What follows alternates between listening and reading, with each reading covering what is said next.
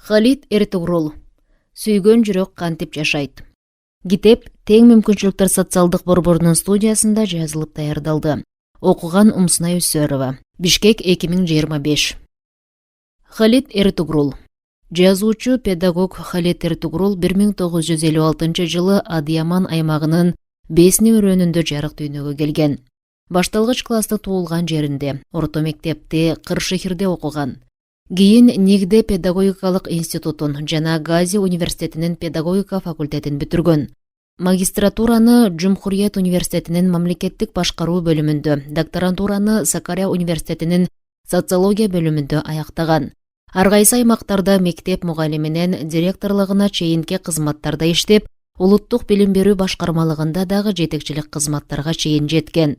Кийин улуттук билим берүү башкармалыгынын башкы бөлүмүнө которулуп, башкы кеңешчилик кызматында эмгектенген.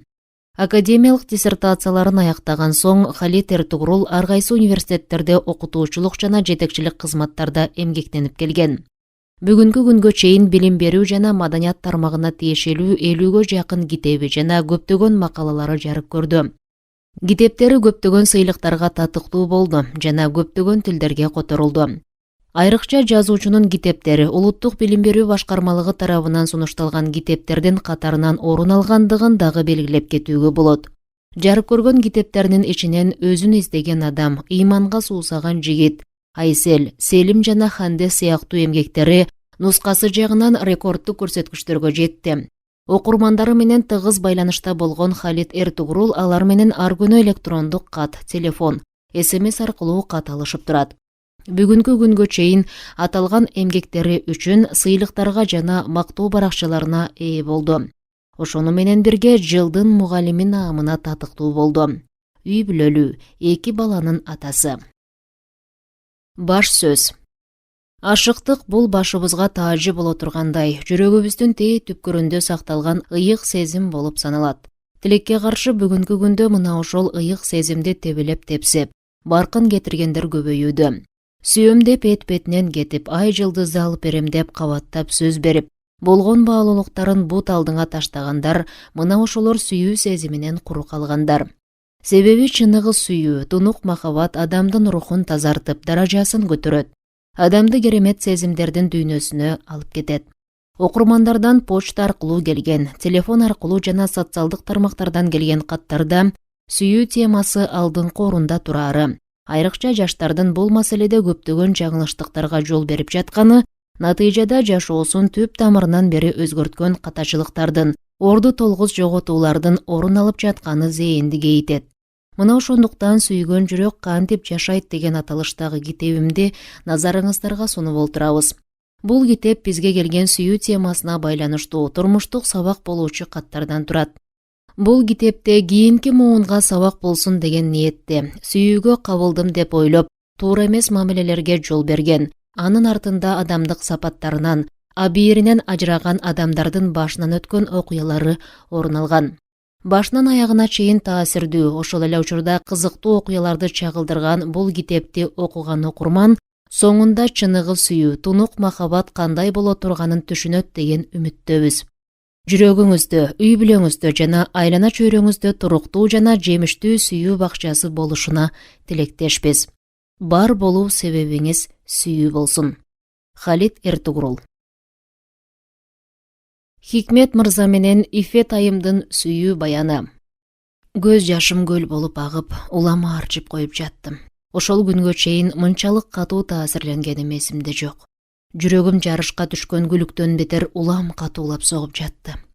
Айтылган окуяларды укканда өз башынан өткөргөн бул жакта турсун, угуп олтурган адамдын үрөйүн учурган окуялар орун алган экен. Бул ашыктык окуясы менин дүйнөмдү астын-үстүн кылып салды. Бул окуяны угуп олтуруп таң калганымдан ушундай дагы болот бекен деп жакамды кармап олтурдум. Себеби бул ашыктык окуясы чынында эле адамды терең ойго сала турган турмуштук окуя эле. Ошондуктан мына чыныгы махабат ушундай болот деп жаттым, өзүмчө күбүрөнөм.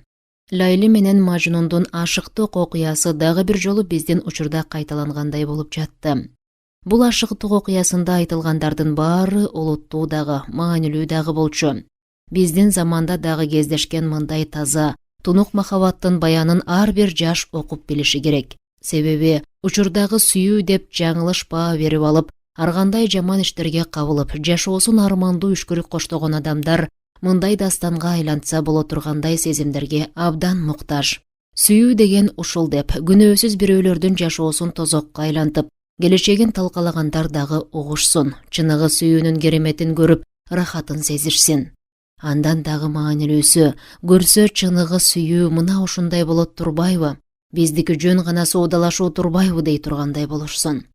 Азыр окурмандар менен бөлүшө турган окуя төшөктө жатып калган жакшынакай жигит жана ага бактысын байлаган, намысы менен сүйүүсүн туу туткан кыз тууралуу болмокчу. Бул ашыктык баянынын башкы каармандары Хикмет мырза менен Ифет айым. Мен алардын үйүнө барганда махабат баянынын башкы каармандары мени жылуу тосуп алышты. Бир караганда өтө жупуну көрүнгөнү менен үй ичи ашыкча эч нерсеси жок, таза жана тыкан эле. Киргенимде эле керемет дүйнөгө келгендей бир толкундануу пайда болду. Кандайдыр бир сырдуу күч адамды өзүнө тартып, укмуштуудай сезимдердин толкунунда терметип жаткандай. Махабаты дастанга айланган эки жаш бири-бирине болгон сүйүүсүн гана көрсөтпөстөн, адамгерчиликтин, адеп ахлактуулуктун бийик үлгүсүнө күбө болуубузга мүмкүнчүлүк берип жатты. Мени конок бөлмөсүнө киргизишти. Бул кичинекей бөлмөдө эски килем төшөп, үстүнө бир нече жаздык таштап коюшкан экен. Бул дагы болсо Анадолу маданиятынын салттуу көрүнүшү эле. Бөлмөнүн так ортосунда малдаш токунуп олтурдум да, өмүрүн бири-бирине арнап койгон эки ашыкты бет алдыма олтургузуп, калем менен кагазымды колума алдым. Ошентип уккан адамдын төбө чачын тик тургузган да, ошол эле учурда суктандырганда турмуштук сабак болчу окуянын баянын баштадык.